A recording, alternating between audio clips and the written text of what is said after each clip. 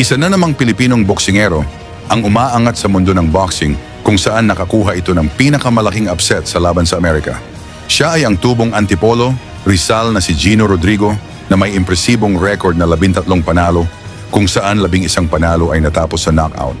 Dahil sa kanyang matutulis at malalakas na suntok, pinansagan siyang The Silent Beast matapos nakakuha ng 6 na magkasunod na impresibong knockout na panalo dito sa Pilipinas.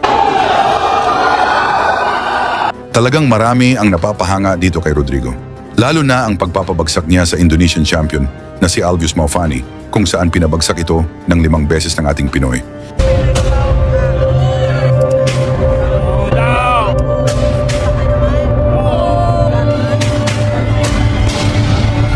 At marami ang nakapagsabi na mas malakas pa ito kay John Riel Casimero.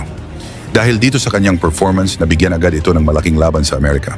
Kung saan ngayon lang, Marso 8, 2025, ginulantang ni Rodrigo sa Amerika nang pinabagsak nito sa round 1 ang future world champion ng Puerto Rico na si Matthew Gonzalez, isang undefeated na may 15 panalo, walang talo at 13 knockout.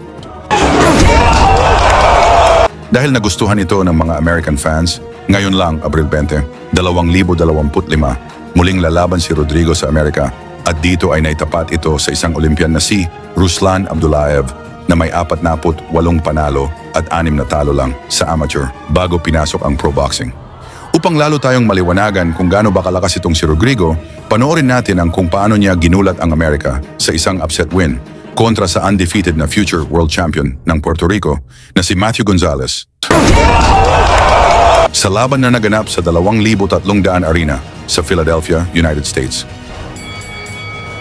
Sa pagbungad ng unang round, mabagal ang panimula ng laban kung saan may respeto ang bawat isa sa kanilang lakas. Ang Pinoy na si Rodrigo ang naka-orthodox stance at suot nito ang black trunks.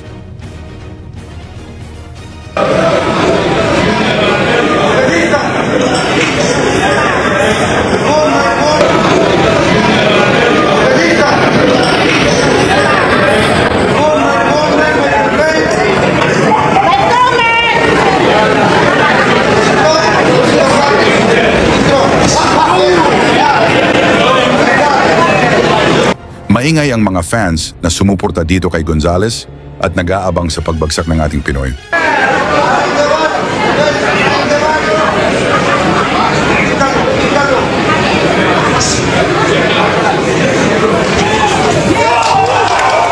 Mula sa mabilis na pinakawalan ni Rodrigo, bagsak si Gonzalez, bulagta ito na parang tinumbang poste.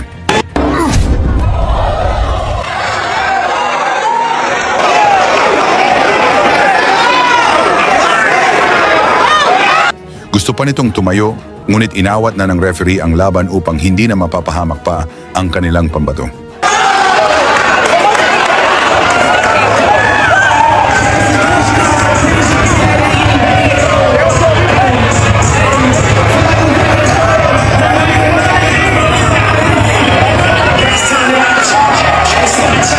Sa pamamagitan ng technical knockout, naitala ni Rodrigo ang isa sa pinakamalalaking upset sa boxing ngayong taon at pinag-uusapan ito sa Amerika.